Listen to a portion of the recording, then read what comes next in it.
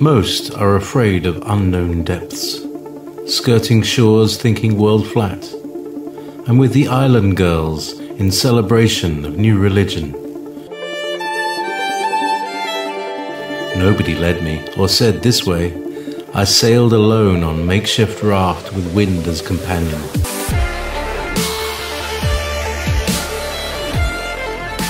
Fate for deliverance, confidence enough to assess new disposition. Seekers of lost paradise may seem fools to those who never sought the other worlds. Welcome to Momentary Zen with Zen Garcia. Visit www.fallenangels.tv. You're listening to Revolution Radio. The Grand Highway is crowded with lovers and searchers and leavers, so eager to please and forget. Welcome, friends. I'm your host, Zen Garcia. This is Momentary Zen. I appreciate you taking the time to join us this evening, and I had a friend that was going to come on and speak to you about the Mazzaroth and talk about how the constellations they tell a story, that there's all of the different signs of the zodiac, how all of them together, when you understand the background behind them, they tell a story that helps one to understand the course, the destiny, the fate of humanity and world, and as far as the prophetic nature and our being last generation and all that. But I haven't spoken to her today, and so we're not going to cover that this evening. And so I thought what I would do is take some phone calls from you and give you as a listening audience a chance to talk about some of the happenings, those things which are cited to occur in this month. Supposedly, this month is supposed to be a lot of events are portend to occur over this month, and some of those people believe that there might be some kind of celestial event, that there is a possible comet impact, or and I'm not saying that this is going to happen, but and this is not the only thing, but there's some discussion out there in the conspiracy world that some people actually believe that this is going to happen, and that there are things like the Simpsons episode and other things that people feel like that this kind of thing is going to happen, and that it's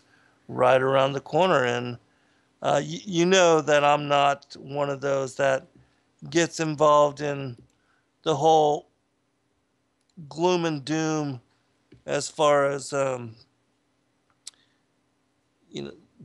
world's going to end. I'm not Chicken Little, running around screaming the sky is falling. And even though I prophetically believe that things are going to continue to get difficult for humanity, and that there's certainly no golden age waiting around the corner or the bend. I hope that there is, but according to not just the biblical scriptures, because I study all things, that even like with the Colburn Bible and other books, the Hopi prophecies, things of that nature, it seems to point to things becoming difficult before we ever are to reach a point where we have peace and joy and goodwill and nothing to sweat and nothing to really have to worry about, even with the pressing debt that at some point all of that is going to come due. That things are being pushed and strung along, that the politicians and governments, we just had, I believe it was the state government of Puerto Rico, even though Puerto Rico is not a state, but the regional government of that island, it went bankrupt. And we have all of many of uh, the European nations having difficult times in managing their fiscal debt. Welcome, Lady Horse and Mr. Rowe and Herbal and Daku and Olive and Crystallize and Monster and Truthy, Zippy, Count Cranula, Olive, Cortec, Causation, all the rest of you that are in the chat room that are not in the immediate scroll. Welcome and thank you for joining us. And so, those of you that have some idea as to possibilities, let's talk about it. Let's see what you know. This will give you an opportunity to inform the rest of the community here on things you might have read or studied or know about. I personally have been focused, with a one-track mind and with all of my effort on the newest book that I've been working on, and I am glad to announce that I'm close to being done with it. That I have been numbering and formatting the chapters even today, and currently it is about 400 pages. If you consider the size of my other books, which are a 6x9 format, but I've decided, hello Noreen, I've decided to publish it in 14-point font and to utilize letter size pages, which is 8.5 by 11.5, I believe. And formatting it in that way, it's 200 plus pages. And so it won't be long at all. Anyways, so I've got a couple things that I will talk about in connection to some of the, supposed possibilities as far as events that could occur. I've got a number, because in the last book that I was working on prior to this one, okay, just a few minutes, Olive, and you're welcome to call in, brother, and just give me a chance to talk about a couple things, and then I'll take calls for those that are interested. But anyways, and so in the last book that I was working on prior to this one, it was based on the war in heaven, and I had compiled from a lot of a myriad number of sources, speaking about the last days, different things that talked about the last days, the final generation, the end of days, all of that. And some of those sources, and many of them were, non-biblical, things like the Hopi prophecies on the return of the blue and red star Kachina, the discussion of the destroyer, which is found in the Colburn Bible, that talks about, um, well, basically, same as the blue and red star Kachina talks about this particular celestial object that many believe will have part to play in the end of days and the wrath of God being poured out on humanity, those not written into the book of life, that there are other, even the Bible speaks of wormwood and talks about this mountain being uh, falling into the sea, and how 1/3 of the ships are destroyed, 1/3 of the creatures in the seas and the oceans die. That there's, association as far as the waters turning blood red, um, things like that. And there's also in the scriptures it speaks of the stars being cast out of heaven and being cast down to the earth. And many people believe that stars are also reference to. Oh, you're welcome, Truthy. It's an honor to have this kind of a platform to speak with all of you and to share the information that I've learned in studying and reading all of the different texts that I have. And so it's a blessing for me to be able to fellowship with all of you in the manner that we do here. Hello, Wild Bob and Manitou and Dirt Engineer, all the rest of you that are coming in. I see you. Um, and so, yeah, it's a huge blessing to have Revolution Radio as a platform to talk about the things that we've all come to know and to share. And also, I wanted to talk a little bit this evening about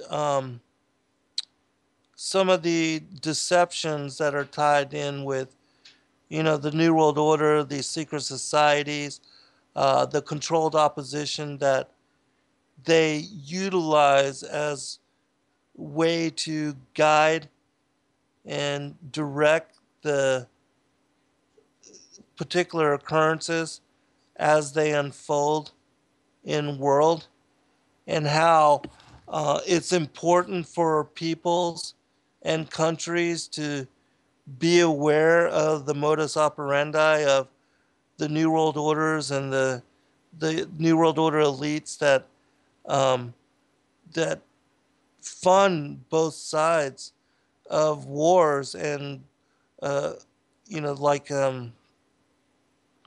civil wars in countries. Hello, Hemp. Good to see you. And welcome, Wild Bob.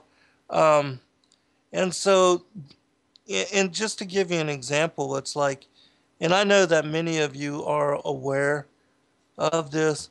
I guess what I'll do is I'll read from this one article in this first part of the show and talk about this, and then we'll see where it leads. But this is an interesting article that was just recently released, and it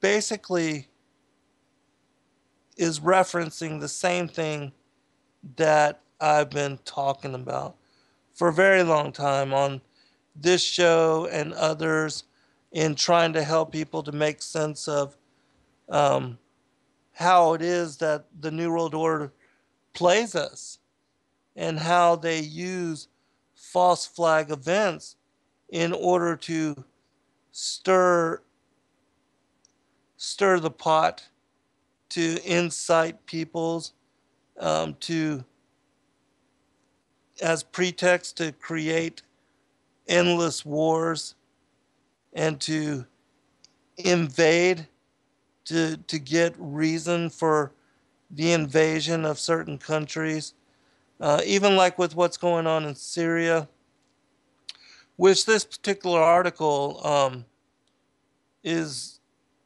written specifically for what's going on in Syria.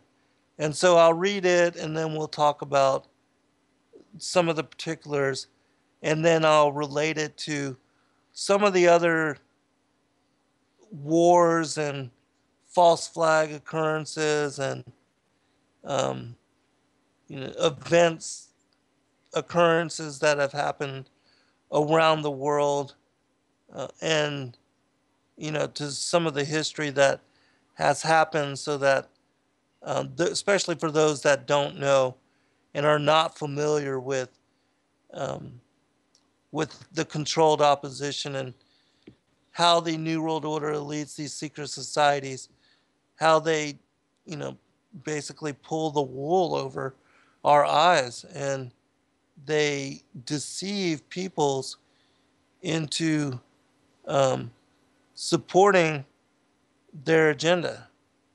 And I really feel for veterans, our veterans, because so many did, and I didn't. At the time when 9/11 occurred, I didn't understand um, or know about these particular things, and I think that not many really did. It wasn't until after the events of 9/11, and um, that was such a catalyst for many people's awakening, and so many wanted to know about the details of those events.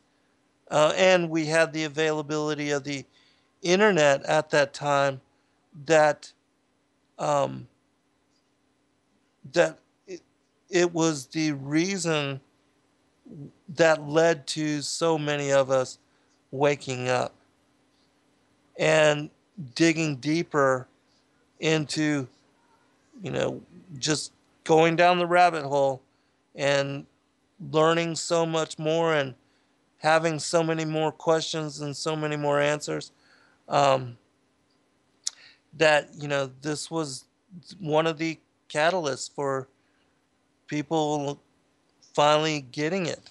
And so let me start with this, and then after I get through this article, or after the first part of the show, Olive, if you want to call in, that would be great. All right, the name of the article is "Secret Pentagon Report Reveals the U.S. Created ISIS as a Tool to Overthrow Syria's President Assad," which we've been telling people that for so long now. All right, it says this.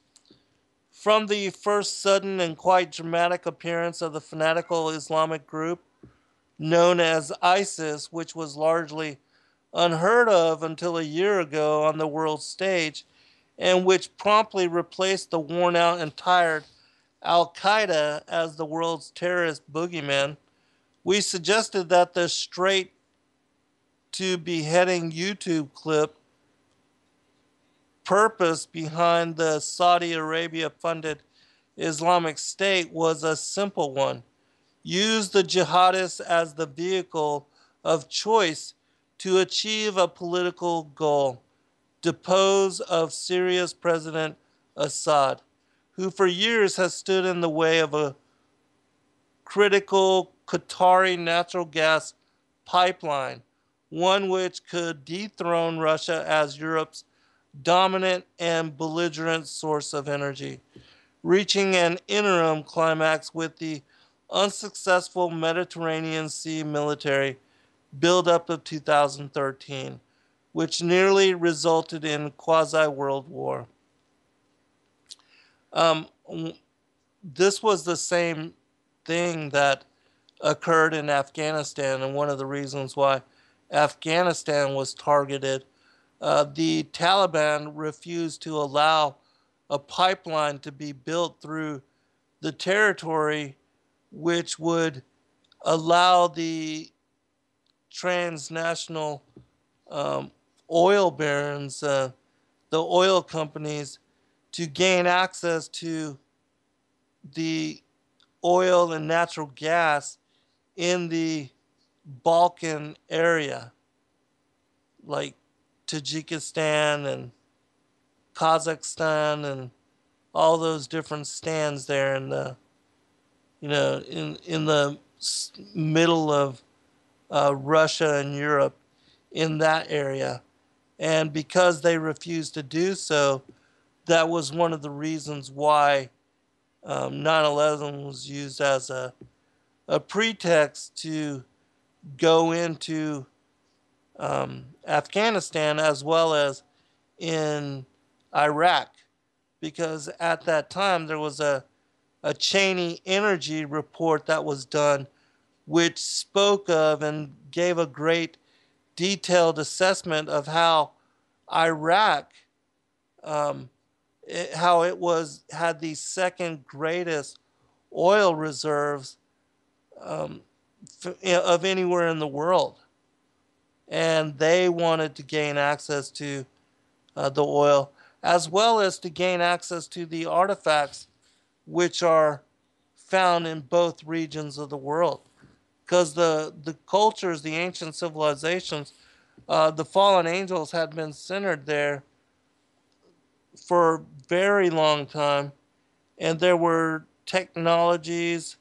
Um, there was a story not long ago that talked about how there was a Vimana, which is one of these from the Mahabharata or the Rig Veda, one of those ancient Hindu texts.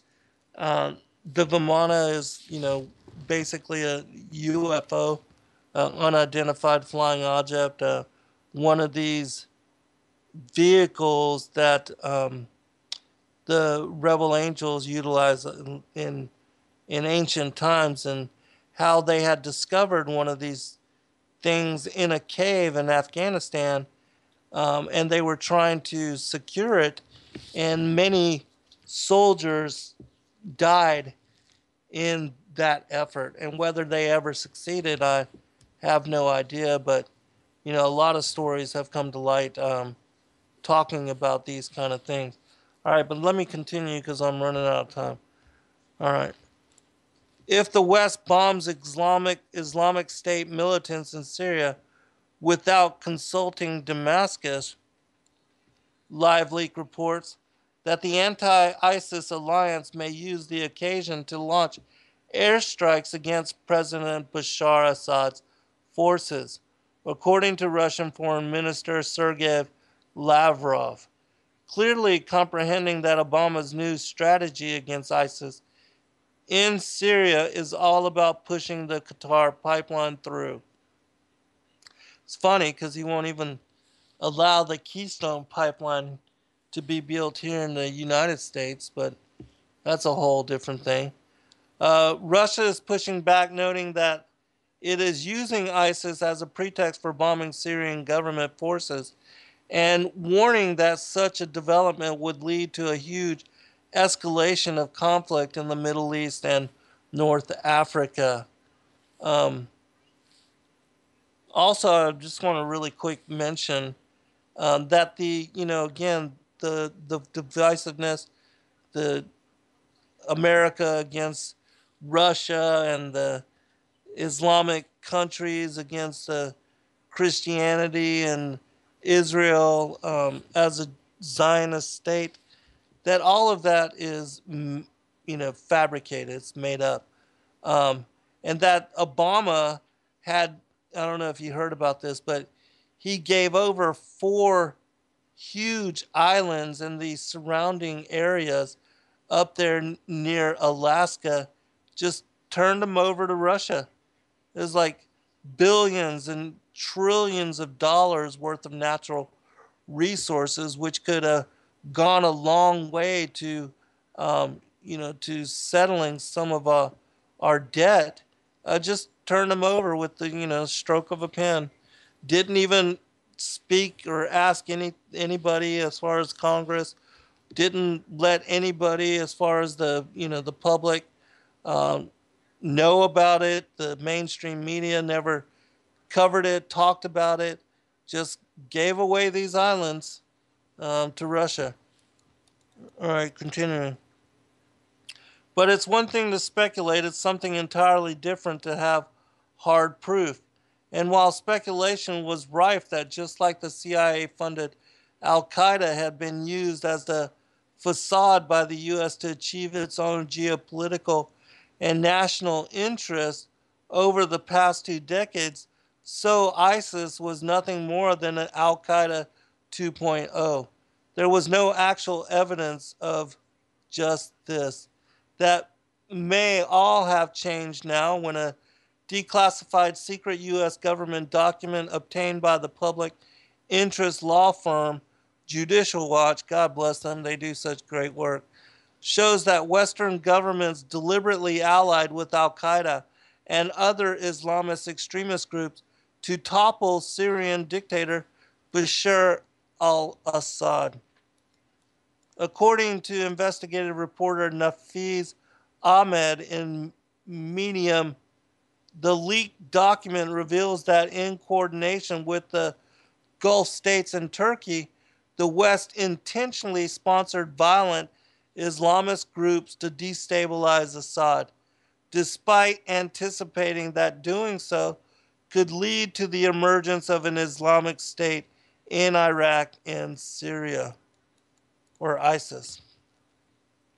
According to the newly declassified U.S. document, the Pentagon foresaw the likely rise of the Islamic State as a direct consequence of the strategy. All right, we'll be right back and I'll finish up. All right, welcome back. Welcome back, everybody. I'm going to finish this particular story and then comment about how it relates to a couple other things. And then, Olive, if you want to call in, you're welcome to do so.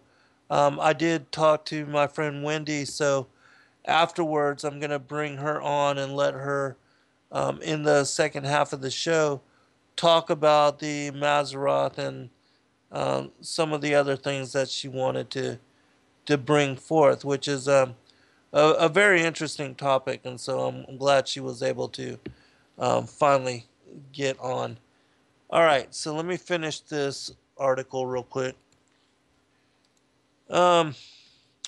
According to the newly declassified U.S. document, the Pentagon foresaw the likely rise of the Islamic State as a direct consequence of the strategy, but described this outcome as a strategic opportunity to isolate the Syrian regime. The Pentagon and the different governments of the world that support these rebel forces, they know exactly what they're doing. They know exactly how it will destabilize certain regions, how it will lead to greater conflict, how it will bring to power certain terrorist elements. They know all of that. They understand the consequences precisely. And, all of these stories that come to the forefront of the public, oh, it was an accident. Oh, we didn't know that, so and so would take over this particular region, or that they would overthrow or depose of some dictator that was put into power by them also long ago. It's always that way. That's why it's so important for the public to understand how they do this, because they've got it down. It's a science. It is an exact science to them. They know how to bring dictators to power. They know how to overthrow rulers they don't want in power. They know how to incite rebel forces, to arm them, and to give the to show in propaganda presses, um, to twist the story so that it looks like we're supporting popular movements, and that the the populations of these countries want America to come in and to be involved, that we're the saviors of these people. I mean, they understand exactly what they're doing. All right, continuing. And not just that, as we reported last week, now that ISIS is running around the Middle East cutting people's heads off in 1080 digital quality and Hollywood quality video, the U.S. has a credible justification to sell billions worth of modern sophisticated weapons in the region in order to modernize and replenish the weapons of such U.S. allies as Saudi Arabia, Israel, and Iraq. But that the U.S. military industrial complex is a winner every time war breaks out anywhere in the world, usually with the assistance of the CIA, is clear to everyone by now, except for the American people. What wasn't clear is just how the U.S. predetermined the current course of events in the Middle East. Now, thanks to the following declassified report, we have a far better understanding of not only how current events in the Middle East came to be, but what America's puppet master role leading up to it all was. From Nafiz Ahmed, secret Pentagon report reveals West saw ISIS as strategic asset. Anti-ISIS coalition knowingly sponsored violent extremists to isolate Assad rollback Shia expansion, originally posted in Medium. All right, this article's almost done. The revelation contradicts the official line of Western governments on their policies in Syria and raised disturbing questions about secret Western support for violent extremists abroad, while using the burgeoning threat of terror to justify excessive mass surveillance and crackdown on civil liberties at home. Among the batch of documents obtained by Judicial Watch through a federal lawsuit released earlier this week is a U.S. Defense Intelligence Agency document, then classified as secret, dated the 12th of August 2012. The DIA provides military intelligence in support of planners, policymakers, and operations for the U.S. Department of Defense and intelligence community. So far, media reporting has focused on the evidence that the Obama administration knew of arms supplies from a Libyan terrorist stronghold to rebels in Syria. Of course they knew. They always know. It's just like with, Fast and the Furious, it's giving arms and high-powered weapons to the Mexican drug cartels. They know exactly what they're doing. It's the American people that don't know what's up. All right, continuing. Some outlets have reported the U.S. intelligence community's internal prediction of the rise of ISIS, yet none have accurately acknowledged the disturbing details exposing how the West knowingly fostered a sectarian Al-Qaeda driven rebellion in Syria.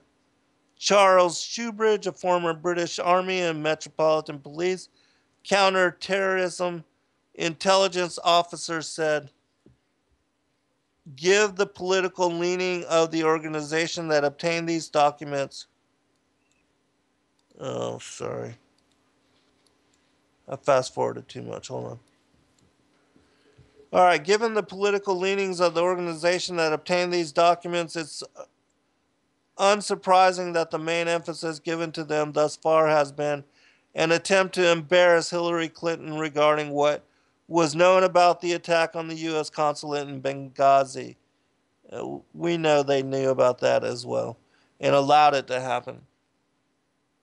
In 2012, however, the documents also contain far less publicized revelations that raise vitally important questions of the West's governments and media in their support of Syrian rebellion. All right, I'm not going to read the rest of the article. You can look it up for yourself. The name of it is Secret Pentagon Report Reveals U.S. Created ISIS as a Tool to Overthrow Syria's President Assad. All right. And so, how does this tie in with some of the other conflicts that we see in the Middle East and other parts of the world? And why violent measures uh, are never going to succeed for peoples of these different countries, and how if they, like the Palestinians, their support of Hamas, they don't realize that not all of them, some of them do, but most of them don't. It's just like America. There's some Americans that know we funded the Taliban and Al Qaeda and ISIS and the Muslim Brotherhood and even Mexican drug cartels, that we fund all the criminal elements worldwide. But most of the American people do not recognize, do not understand this. And so, like in Palestine, the people support Hamas, but they don't realize that Hamas was first started by the Likud party in Israel under Ariel Sharon. Okay, Olive, go ahead and make your question in the chat room. I'm paying attention, and I will answer it as I can. And so, anyways, like in Palestine, the people support Hamas. They don't realize it was started by Ariel Sharon and the Likud party. It was first funded, and that Hamas, they were given money by this Israeli political party, and they first began to open soup houses to feed the people, to provide assistance with getting housing, with building up the infrastructure in Palestine. And it was only after they established a good rapport with the Palestinian people that they then began to send rockets into Israel and to engage in terrorist, terrorist incidents. And the people still supported them. And they still do because of the good things that they initially did. And so this is how they always do it. Initially, the Taliban, same thing. Al Qaeda, the same thing. How so many peoples of these regions that are decimated by the governments, from conflicts, foreign invaders, and their lands being occupied. It's the same thing. They do it the same way. And so, just like in the IRA in Ireland, they learned after one of the terrorists, he was the key go-to terrorist over the whole Irish Republican Army in their fight, in their struggle against the British government. They found out that he was a double agent his name was Steak Knife, and that the British government, when he went public about his, being a double agent, they tried to kill him. They tried to take him out to cover up the story, and so he ran for his life, and he made it known that he was actually working for the British government the whole time, that he was leading terrorist elements in the Irish Republican Army to murder police officers, to attack the civilians in Britain. I mean, and so it's always the same way. It's usually the governments that claim to be fighting against these elements that are funding them as a pretext, again, to point the finger at the boogeyman, to release the jack in the box, and to trick the public into supporting whatever it is, their agenda for war, an invasion of a country, whatever. It's always the same modus operandi. And that's why the IRA, when they learned about this, they gave up their arms and they became a strictly political party. And that's what those people, like the Palestinians, they have to do the same thing. You can't support violent means against these governments because they are the ones that are funding the terrorism. And so unless you understand this, you are duped into supporting wars of aggression. And it's the same thing with 9/11 here in the United States. How so many people joined the armed forces. So many,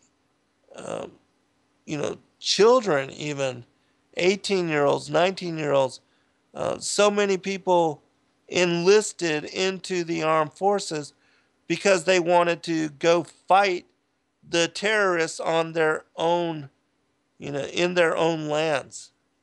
They bought into the whole propaganda of believing that they were going to fight for their countries and fight for their families, and it's so sad because they've been basically abandoned by their own governments, and so many of them are coming back with long-term disabilities, and they're not being given the proper medical treatment. The VAs are denying them care.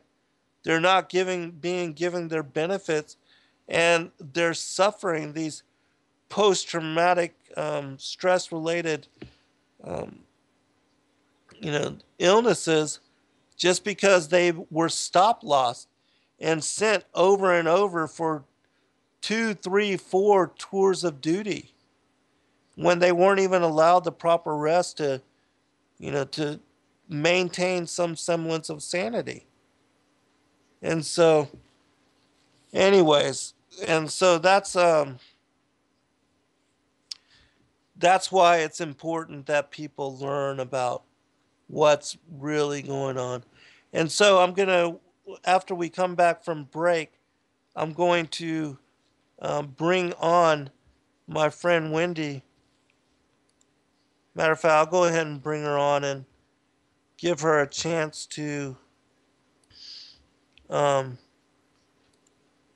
talk about who she is, her website, and stuff like that. Well, maybe I'll do it after break. But anyways, it's such a sad thing because another thing that's not talked about as far as our military veterans is that, there's a high level. Many of them are taking their lives every day. There's in excess of 22 veterans that are taking their lives every week. It's a much higher rate than the public. And, as I said, they're not getting their benefit. Same thing was done to the Vietnam veterans when they arrived home, and they were called to do things which invaded their dreams, haunted their dreams, caused them to um, struggle with trying to return to a civilian way of life. And think about, the other countries, all the people, like if we were invaded and um, the occupying forces started kicking in everybody's doors and shuffling through their belongings and um, stealing from them or raping their women or anything of that nature. Um, you, People, Americans would take up arms against these any kind of force like this.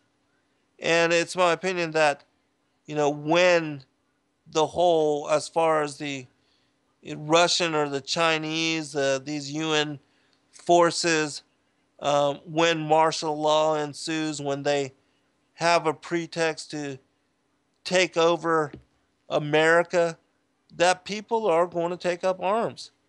And they're going to fight as hard as they can against such oppression. Um, I know that, most will. That we're not going to just bow down and take it.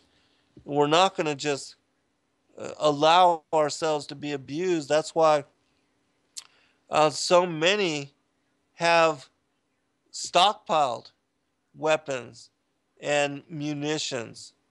Um, that's why so many are concerned with events, even like things that are said to be possibly occurring here over the course of this month. Whether it's some kind of comet impact, if that indeed is going to happen, I'm okay with getting taken out that way.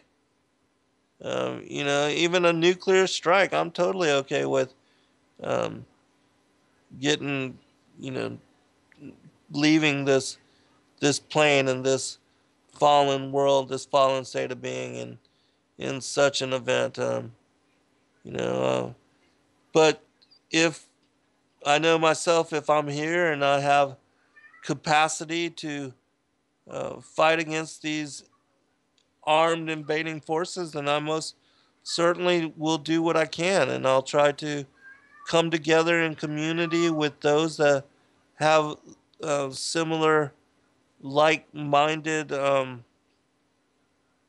thinking. And I think that these kind of things should already be occurring. People should get to know their neighbors and come together in community with others that um, are taking advantage of the time that we have while there is peace yet remaining. All right, we'll be right back.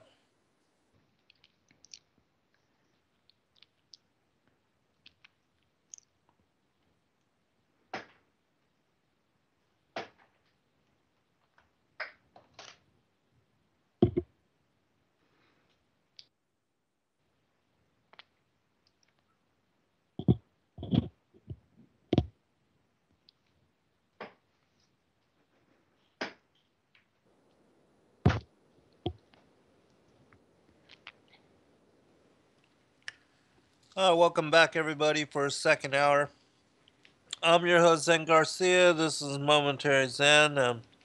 Want to quickly remind the listening audience that Revolution Radio is the largest listener-supported, commercial-free, corporate-free radio network on the internet and in the world, and that we do need your monetary support in order to be able to come to you in the manner that we do as a platform of truth, where we have so many differing opinions from so many different hosts, live, being broadcast live 24/7 on both Studio A and Studio B, and that there's such a wide array of topics and discussion happening that I'm sure you can find many different hosts that you will click with and relate to and enjoy as far as their discussion um, and that we're also trying to expand the satellite, and in order for us to be able to do so, we do need your support, and there are many different packages, items available um, as barter for your financial backing. And so please do go to freedomslips.com, click on the different deals, the bullet drive, the non-GMO seed packs, the t-shirt, coffee mugs, or just donate outright, and allow your dharma to bless you. That there are um, different levels of support, and that you can even, purchase access to the archives, and in that way support us. Just $5 a month gives you access to all of the shows in MP3 form going all the way back to the beginning of last year. And so we appreciate your fellowship, the dialogue that you share with us, the discourse that we share. Those of you that come on and support all the different hosts in the chat room and in all the ways that you do, we appreciate you and thank you in advance. Um, I have with me as guest for the second hour my friend Wendi Copper. Wendi, are you there, sister? Yes, I am. Hey, Brother Zen. Oh, you sound really good, and Oh, good. I'm really glad. And because Skype is superior for discussion and for being able to do the archives as far as making the show available at later times. So I'm glad we were able to contact in this way. Uh, why don't you, before we continue, if you want to share, I know that you just recently began a website, your contact information, Facebook, anything of that nature that you'd like to share, and then tell the listening audience a little bit about yourself and what you're going to be talking about this evening. Thanks, Zen. Yeah, the website is thearmoroflight.org, and it's armor spelled ARMOUR. And it's a ministry basically sharing my story. There's a video, and then there's contact page for people that want to reach out with questions or to just share dialogue about any kind of topics that are on there.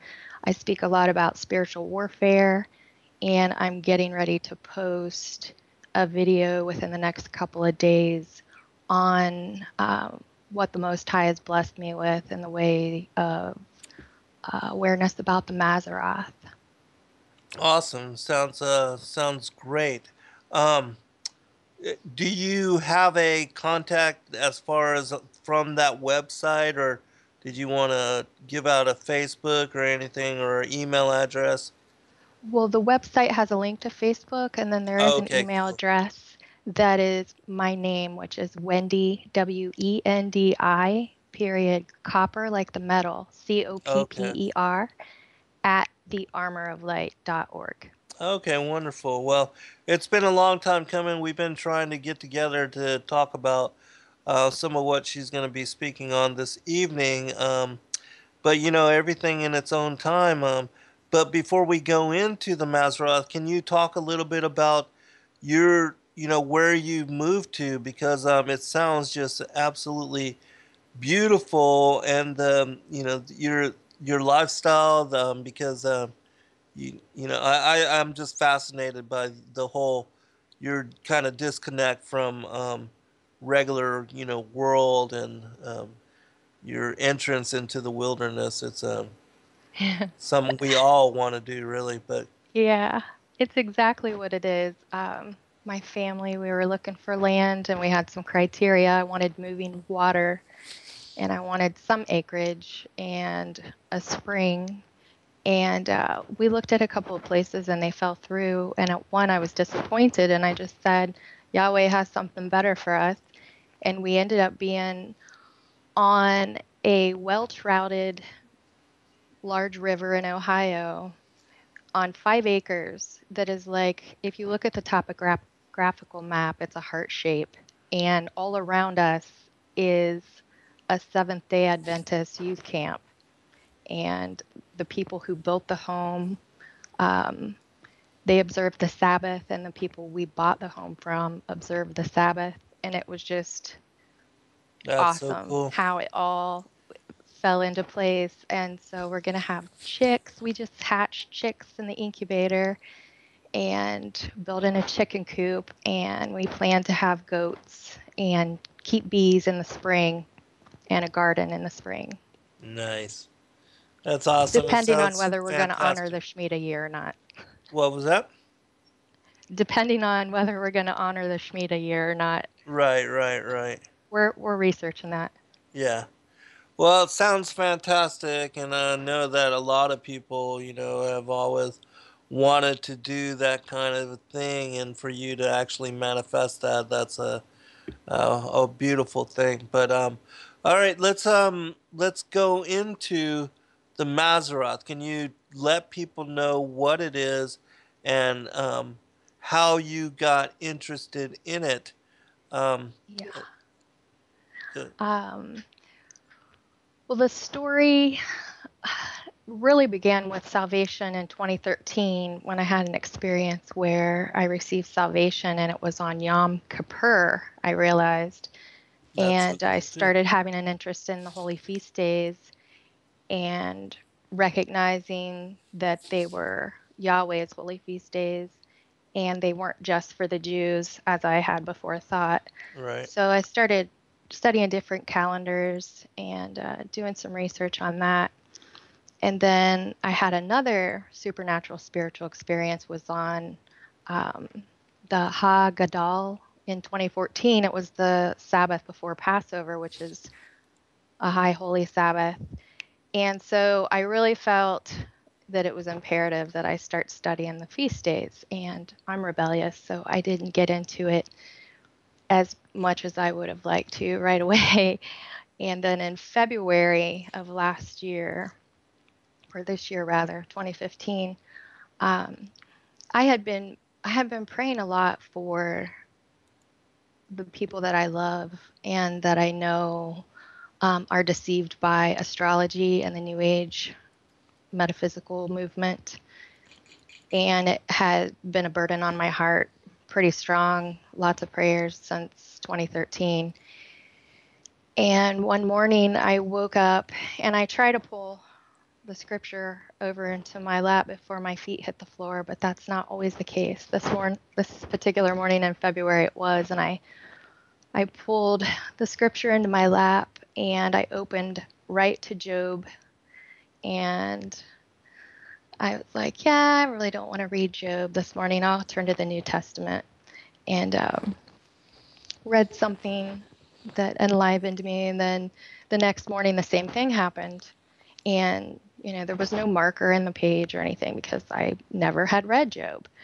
And so the second morning that it happened, I thought I better read Job because when things like that happen, I've learned to pay attention and be obedient. So as I read Job, I just burned through it so fast, like a couple of hours, and was trying to glean. You know how he'll give you that energy to kind of devour something and pull what you need. And so that's the kind of reading I was doing. And I highlighted one passage in Job, which was Job 38, 31 through 33. I highlighted, I'll read it. It says, Canst thou bind the sweet influences of Pleiades or loose the bands of Orion? Canst thou bring forth Mazzaroth in his season, or canst thou guide Arcturus with his sons?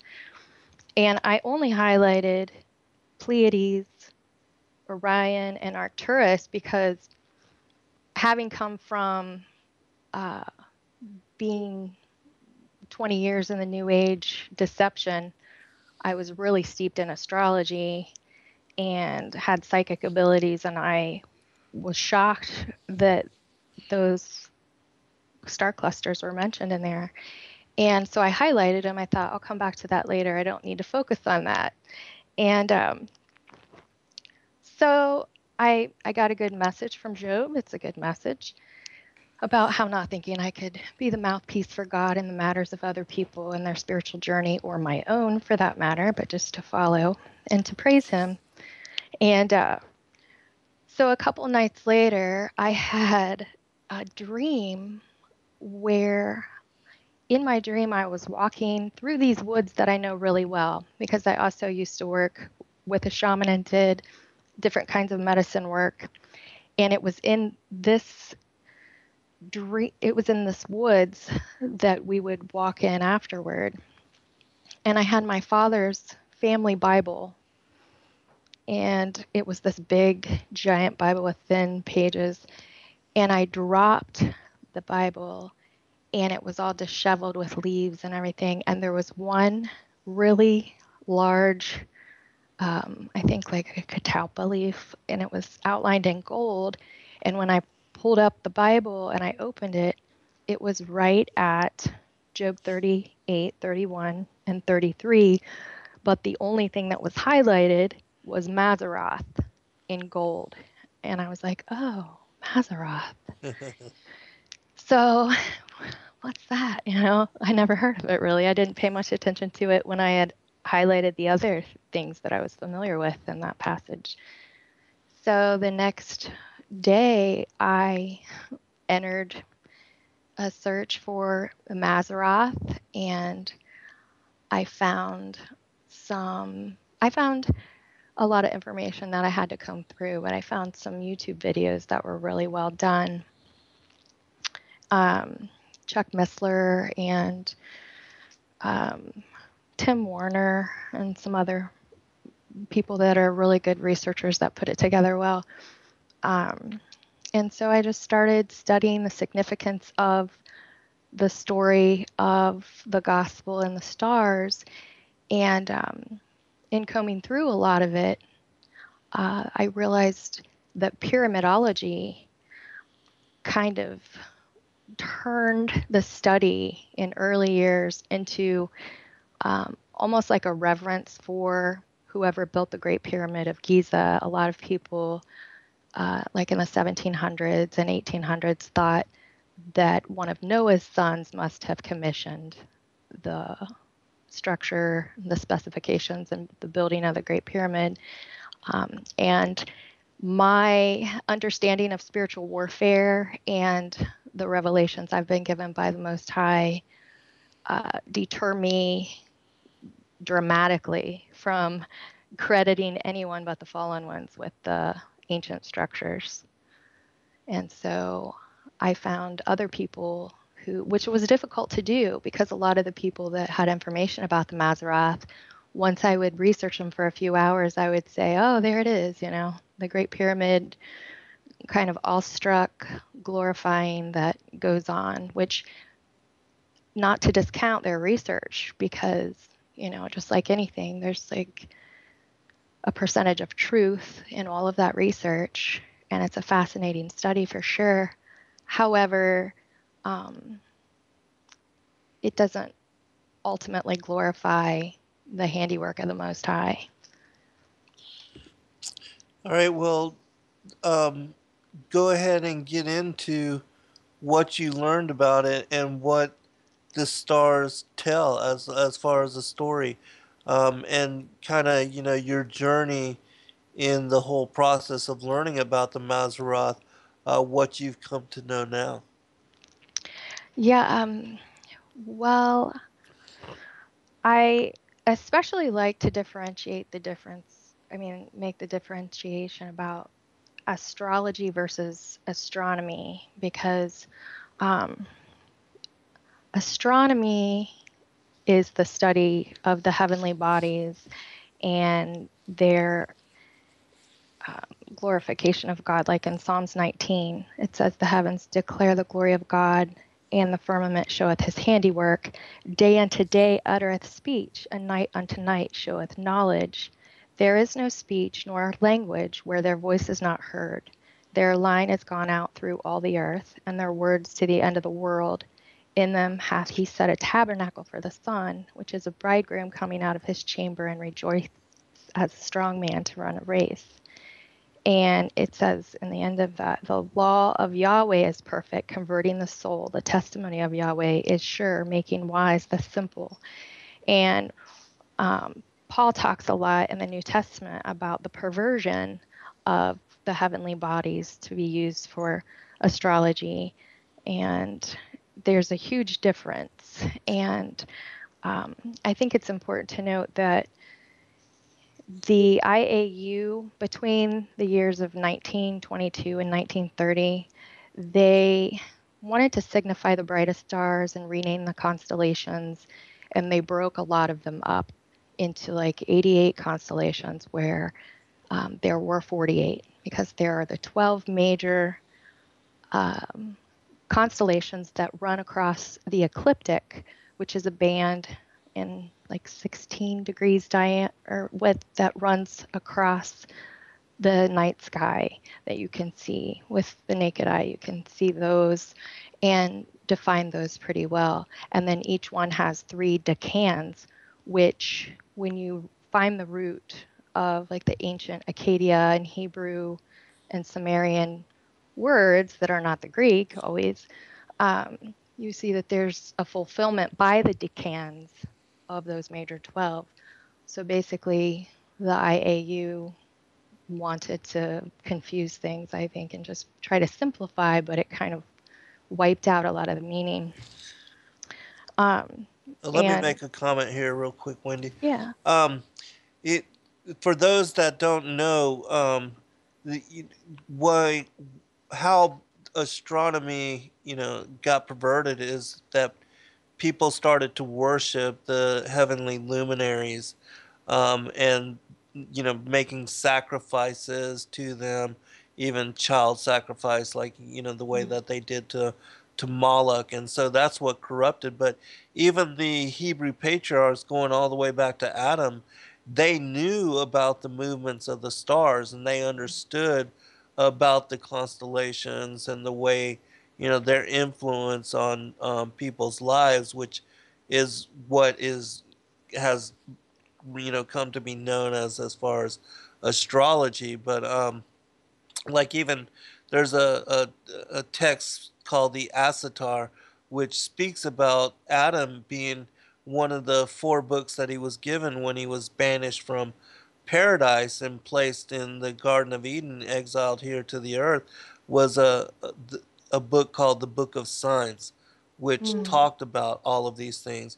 And Enoch, he began to teach Enoch when he was 13 years old, taught him out of the Book of Signs. And that's, what is part of the Book of Enoch, the courses of the heavenly luminaries. But go right ahead. Yeah, the Book of Enoch is something that I researched on this as well, because he testifies that in Enoch, in the first book of Enoch, that he was given heavenly tablets and what was written, and he understood everything and was teaching his sons. And so also Josephus, who wasn't a believer, he was a Jewish historian, he credited Seth as Seth and his descendants, he said, invented the wisdom of the heavenly bodies, and the pillars of the sons of Seth were reported to have astronomical and scientific information etched on them. And yeah, there's a lot of Islam, Christianity, and Judaism believe that Seth was handed the sacred knowledge of the divine heavenly bodies, and that God named all the stars, and that they are used for his work. And after the Tower of Babel is when a lot of the idolatry and the astrology really took off. And like even in 2300 BC, the Sumerian, it's the Gudea cylinders, they call them the tablet of the stars of heaven. And when I was reading through them, I found that they mainly teach of omens and warnings concerning the stars like astrology does. Mm-hmm. But then there's like the secret text that they give this warning And I can't find any place that has documented the translation. They give a warning that any astronomer that translates it and teaches it will die of dropsy and be poor or something. It's like full of curses and omens. It's crazy. But yeah, when I started researching, the names that I was seeing didn't really, I wanted the Hebrew names, and Right. it took me a while to find those. And one of the things that clued me into the Hebrew name was I entered Arcturus and searched it out and found that the Hebrew name for Arcturus is Abramelech, which means the father of all nations. And that is in the constellation of Boots, which is in the constellation of Virgo. And of course, Rosh Hashanah and the Feast of Trumpets. Rosh Hashanah is a celebration of creation in the Hebrew calendar, and it's in Virgo. And so I thought that's probably a good place to start. And then when I heard Tim Warner's breakdown of the names and the constellations, I drew from him. You know how when anything you read in the scripture or you compare to something else that you have a revelation about, if you find three different meanings, all three can be applied. It's kind of like a holographic mystery. And so I felt as if Virgo was kind of symbolic of Abraham's seed, because the brightest star in Virgo means seed in Latin, and the next brightest star is Zerah in Hebrew, or Sarah, and it means seed.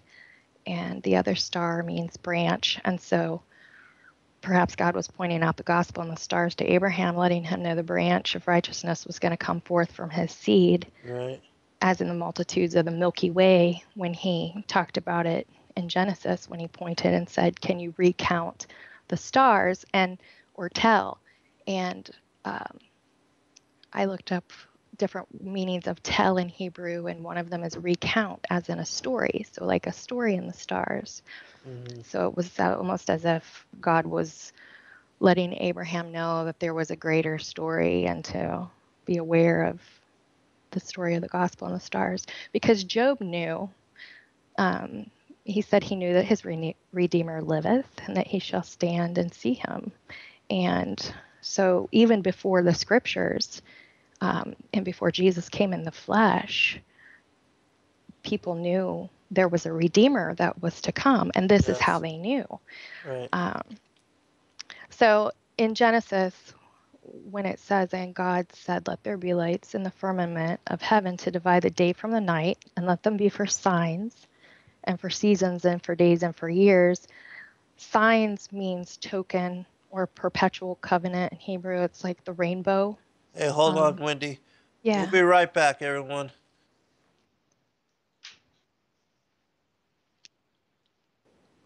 Hey, everyone. Welcome back. And I know because we had a late start on this topic, we'll go ahead and set up to do another show so that we can explain this in more depth and talk about it more, because I don't want to have to rush, and there's so much to it. And it's I believe it's very important for people to understand that the story of Yahshua as Savior Messiah, being born of a virgin, how he would crush the head of the serpent, all of that, the Genesis 3:15, the enmity between the seed of the woman and the seed of the serpent, all of that was written into the stars before his first coming.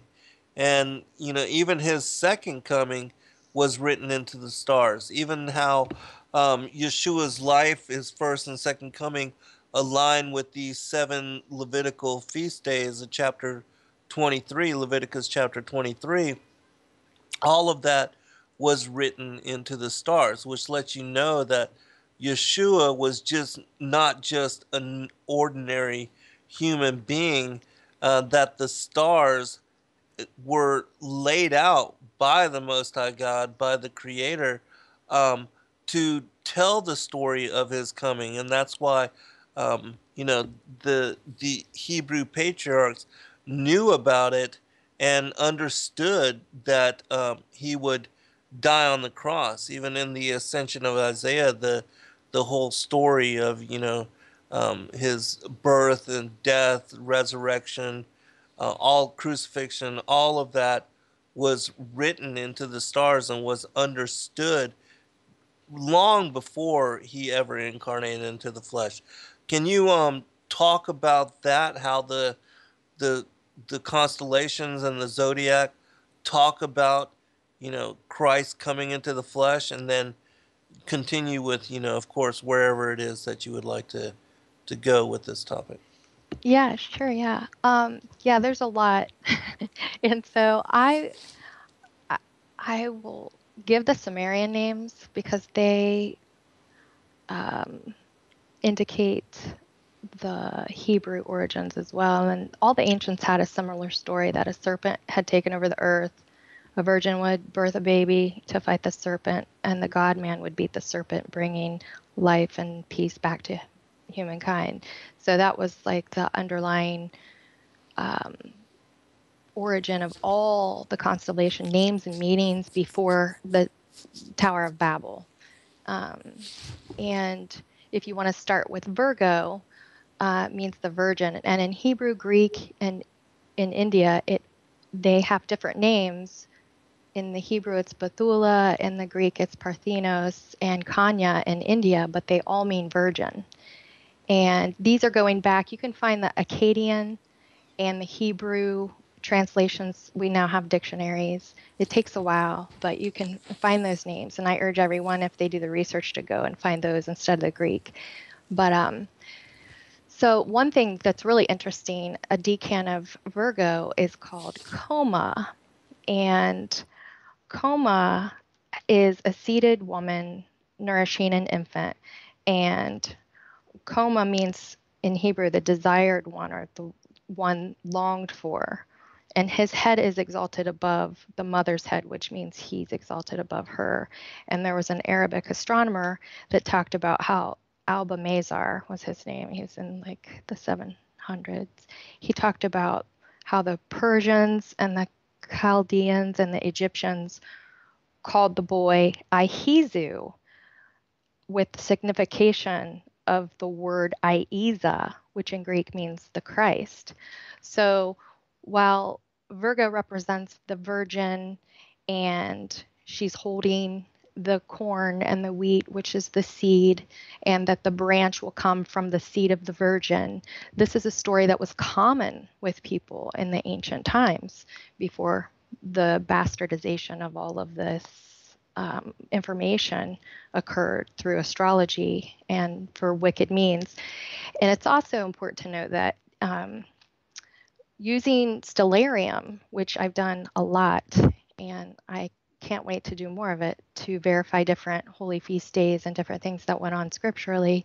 In Virgo, Tishri 1, which is Rosh Hashanah, the new year, Yahshua was born on 9/11 in 3 BC. If you look on the stellarium and you can go back into the dates, and I know there's different Hebrew calendars, and that's a puzzle in itself. But there is, in Virgo, it is what it talks about in Revelation 12, with the woman she's clothed in the sun with the moon at her feet and the crown of stars. And it's interesting to go into stellarium and enter different dates based on scriptural dates and different Hebrew calendars and see what the stars in the heavens show us as far as prophecy. And something that I found that was interesting as well as before 9/11 and 3 BC, Jupiter was crowning Regulus. So Jupiter is representative of the king planet, and it crowned Regulus by moving in a retrograde, like forward and backward motion, 3 times in the constellation of Leo, which is the lion, represents the tribe of Judah, the king triumphant. And then Jupiter and Venus were conjunct in Leo in August of 3 BC. And then many people believe that was the sign that the Magi from the tribe of Dan, who had the knowledge of the Mazzaroth handed down from Seth, from Adam, they were looking for this. And that's when they started out onto their journey to go see Yahshua, the king who was born of the Virgin. And there's an interesting star. There's an interesting website called the Star of Bethlehem. And it shows the Star of Bethlehem as being June 17th, 2 BC, where Venus and Jupiter are conjunct right over where historically Jesus was born. And it's mind-blowing when you look at different people's estimation of dates, and the holy feast days are all coordinated in this. And then you get on Stellarium and you enter different dates and you can see these amazing things in the stars. And one of the things is in Libra during Passover in 32 AD, if you enter 415 32 AD into Stellarium, which is free software you can download, and you enter Jerusalem as the location, during Passover, when Yahshua was crucified, there was a blood moon directly in the center of the scale of the constellation of Libra. And in Libra, it means scales and balance. And the star names all start with Zubin. So the brightest star is Zubin el Ganubi, and it means the price is deficient. And then the next brightest star is Zubin el Kamali, and it means the price that covers or atonement. And then Zubin el Akrabi is the price of conflict or the price of the war. So Wow. When I found that on Stellarium, I saw somebody cover it, but it was so quick. When I found it myself, I just cried. I couldn't even believe how amazing it is that he is giving us, like the software we have now. We can verify these things, and we can check it with the Hebrew calendars from different researchers. And it's just mind blowing when you reveal it yourself. It really has a powerful effect. Right. I look at the stars completely different. My 8-year-old has a telescope, and we're trying to find a spot to set something better up so that we can really embrace all of this with, the times that we're living in, to be able to look for different indicators of things and really cover the scripture on this. Scorpio means kills with a sting, and the bright star in Scorpio is Antares. And if you break that down, anti means against, and Aries is the lamb. So it's against the lamb, or the Antichrist.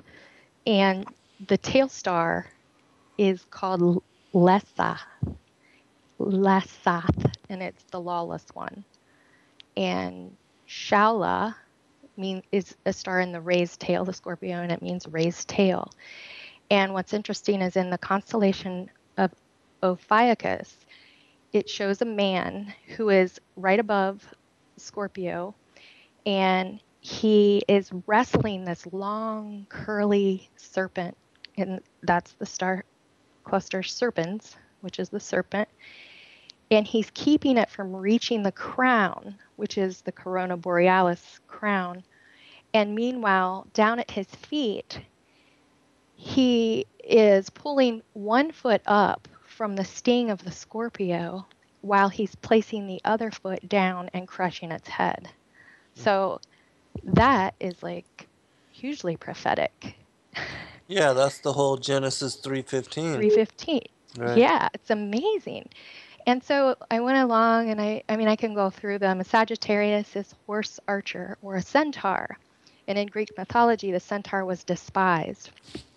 And then you have in Isaiah, 53:3, it talks about how Yahshua was the despised. He was despised. He was the man of sorrow, and rejected of men.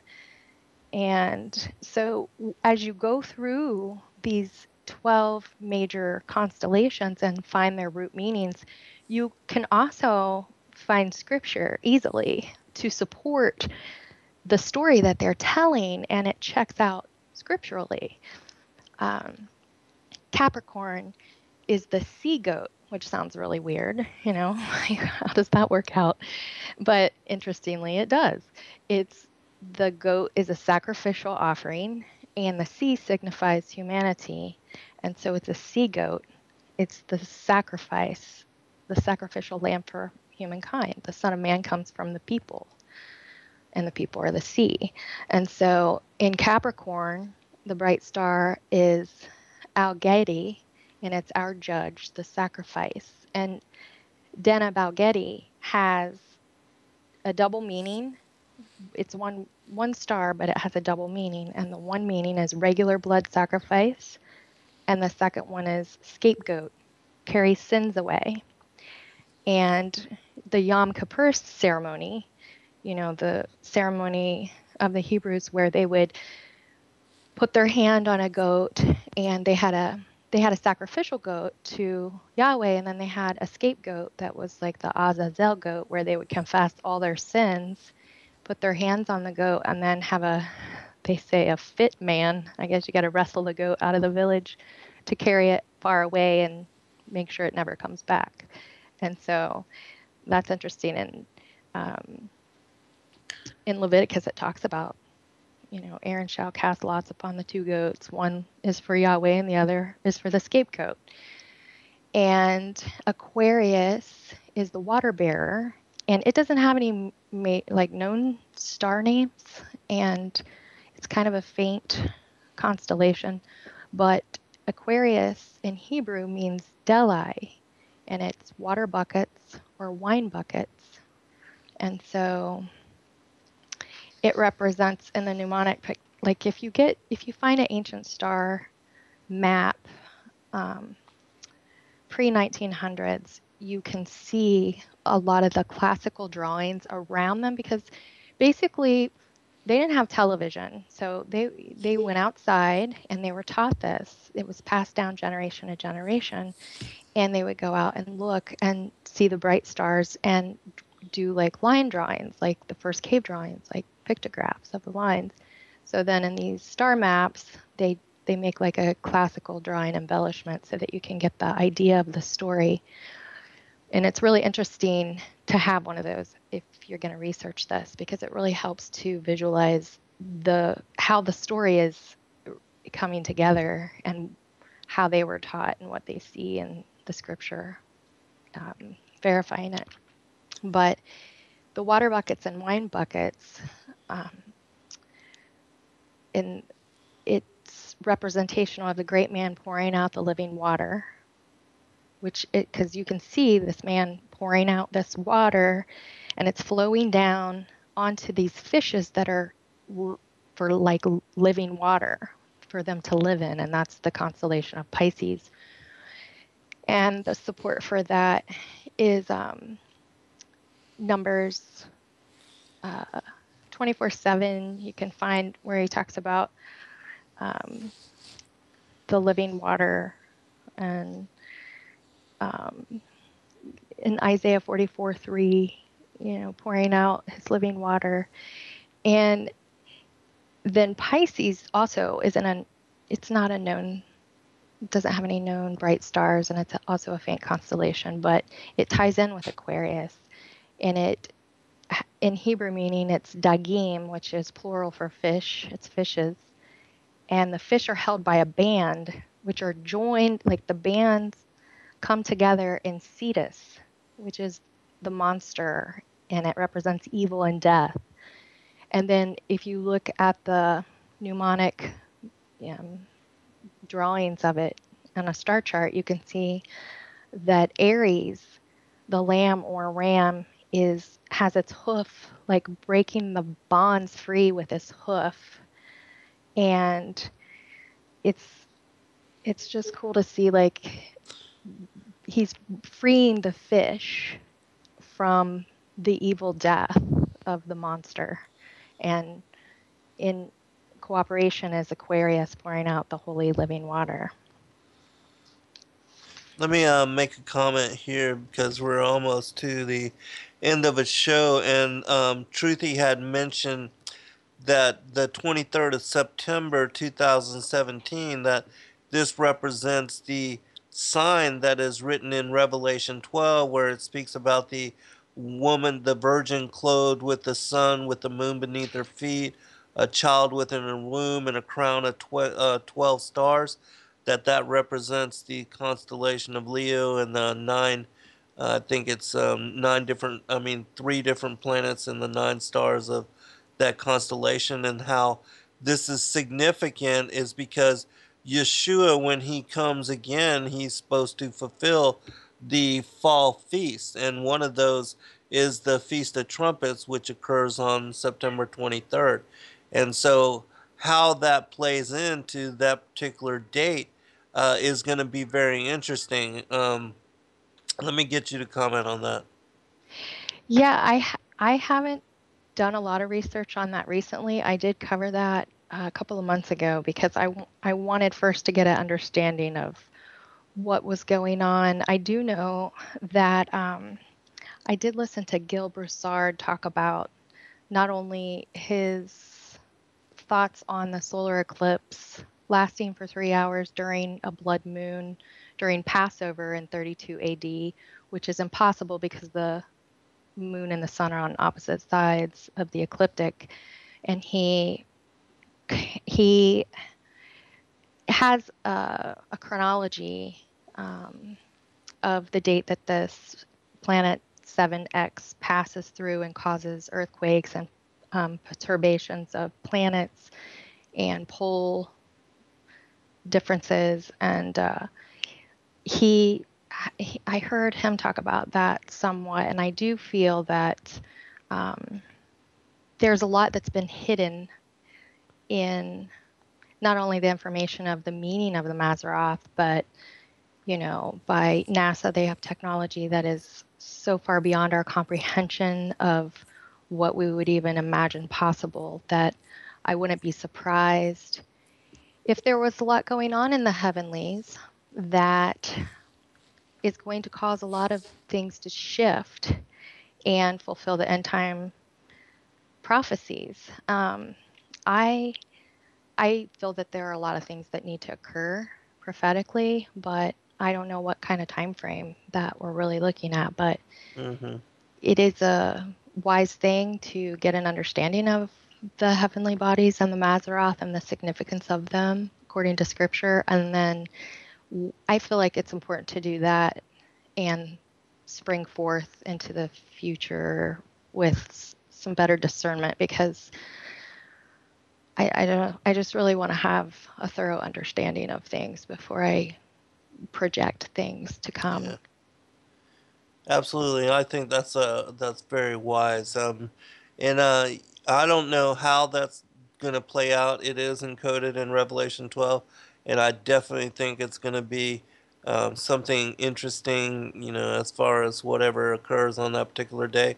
But how, what that means, we really won't know. But Wendi, why don't you join me next week, and let's continue again with what we're talking about here. And before we finish the show, which we only got a minute remaining, can you give out your information once more? Oh, sure. Thanks. It's thearmoroflight.org. Armor is spelled ARMOUR. And my contact email for the site is Wendi, WENDI, Copper, like the metal, COPPER, at thearmoroflight.org. So do you have availability for next week then? I believe that I do. I'll make sure and get back with you tomorrow because there's a lot in the hopper, but I will verify it and get back with you within the next 24 hours. All right. Well, even if we can't hook it up for next week, we'll do so very soon, and we'll bring forth more information on the Mazzaroth, because as I said, even in the hour that we were able to talk about it, it is a fascinating subject, and it's one that people should be aware about because, again, as we said, the whole story of Yeshua, his incarnation, even his second coming, Oh, are yeah. all prophetically encoded into the stars, and they had to have been aligned in such a way that they would, you know, align with his birth, death, crucifixion, and resurrection. And so that in itself is just amazing. It means that the Creator preordained and established all that long, Yeah. long, long before his coming and incarnation in the flesh.